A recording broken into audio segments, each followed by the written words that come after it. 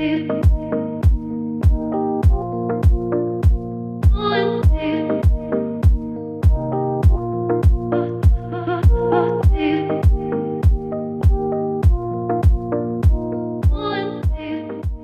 should have known all the way back in 6th grade that I was going to be in some sort of marketing field. I went from Kristen, the uniform wearing person that went to Catholic school, to CJ, now that has their own style in public school, thanks to Sabrina, the Teenage Witch. So I've always been recreating myself, and even at 35 years old right now, I'm currently recreating myself. I'm taking a mashup of my mother and my grandmother's first names and creating a last name for myself. So CJ Viora is the newest evolution of myself, and I now know that I love myself, that I'm okay to make mistakes, to recalibrate constantly, and most importantly, to recreate myself as many times as it takes to make me happy. So I remember my first day at the University of Illinois and the bus breaking down before my very first class. And I remember looking at my friend who was a fellow wheelchair user and said, I guess we're doing this. And to me, this was a moment that we look back on and we laugh because the true journey was only about 6 or 7 blocks. But it taught us that it's the small, unplanned moments in life that often help you to grow the most. A prominent researcher once coined the phrase when talking about institutions in America, given my role, how should I behave? And when I first heard that simple question, I had a total aha moment, because that's the exact mindset that I've always applied to my personal and professional life. I'm someone who takes my role very seriously, whether that's my role at the chamber, my role as a wife, a big sister, a mentor, fill in the blank. We all have roles that we play in life, a part of larger institutions. And I think as leaders, we should be asking ourselves that simple question always. And I think if we did, it would have a truly profound positive impact on society.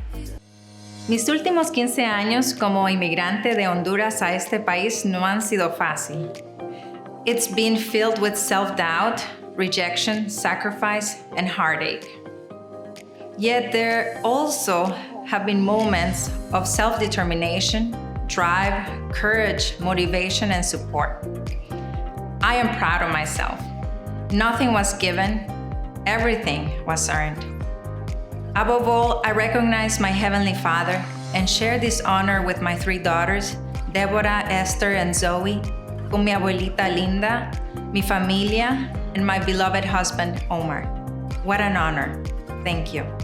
So my first time riding a Ferris wheel, I was super nervous and really terrified of heights.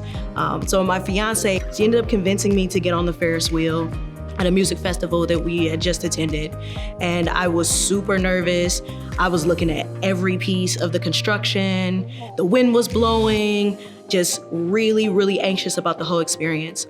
But as we got to the top, everything just came together at that moment. And if I would have let fear cripple me from experiencing something beautiful, I never would have been able to really participate in something that was ultimately life-changing. Being somebody in Grand Rapids who is Black, a queer woman at the same time, letting fear cripple you into taking chances and doing new things can be very devastating in this community. So, it always takes one person to break the door down for others, and why not have that person be me? Over the weekend, camping with family, our son fell out of his bunk bed and broke his collarbone. And it was a situation in which I felt completely helpless, out of control, where I couldn't take away the pain he was feeling. We've had to get creative with activities and ways that we could connect as a family. I think in the same way you look at our business 2 years ago with big, aggressive goals for expansion, and that all came screeching to a halt with the start of the pandemic. We've had to get creative with the things that we do and how we do them. I think by taking that time to slow down and re-examine the structures of our organization, we've been able to create a more rewarding and fulfilling workplace for our team, and I think it's one of the positives that's come out of this painful season.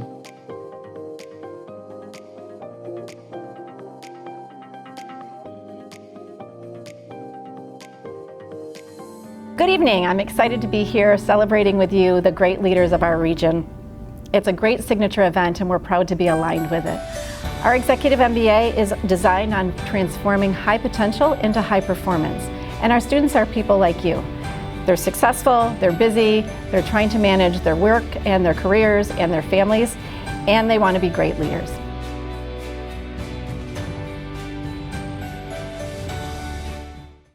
I was lucky enough to be born and raised in Grand Rapids, Michigan. For the last 10 years, however, I lived overseas from Afghanistan to the Democratic Republic of Congo and Honduras. Even though I spent all this time overseas working on rule of law and human rights reform, I always knew that I wanted to come back to Grand Rapids. Grand Rapids is a special place, and it's not just because it's Beer City, USA, which is very important, but also because it values its people, the community, the arts, and I'm very proud to be a member of the Grand Rapids, Michigan community. So a lot of the work I do, it's public murals. I'm out in the field and I'm often engaging with the community and people I wouldn't normally on like a daily basis. And so it makes me think of experiences that I get to share with these people. And this one guy came by and he said to me, he was like, I just love you with my whole mind, body, and soul. And it just like filled me with joy. And then later when I came down from the lift that day, there was a bouquet of flowers at the bottom. And I really feel like it's in moments like those that you can share just super pure with people you wouldn't normally share it with, that kind of keep us going and keep us connected and moving and passionate about the things we want to spend our time doing every day. When I was a freshman in college, my writing professor gave me a $2 bill and told me to embrace my differentness. A few months later, I came out as queer and I lost everything. Lifelong friends, my identity that was rooted in my faith. It was the hardest, darkest, loneliest time of my life, but it was also the best thing I ever did for myself. And when I think back to that moment and how much I've grown and accomplished since then, I know it was the first time that anyone told me it was okay to be who I was, to not only accept myself, but to celebrate myself. Today, I'm still as queer as a $2 bill and proud of who I am.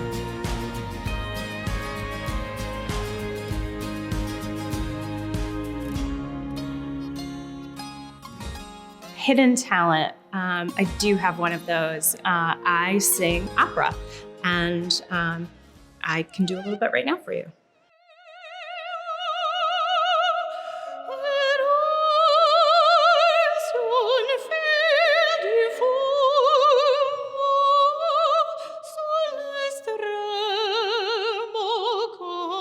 When I look at Grand Rapids and the systemic issues such as healthcare and diversity, equity, inclusion, and criminal justice and education, it's gonna take those leaders who say, we've gotta do something, we don't know what we're gonna do, but we're gonna try, and we're probably gonna fail, but eventually we're gonna get it done, and Grand Rapids is gonna be a thriving community because us leaders weren't afraid to face that hard stuff.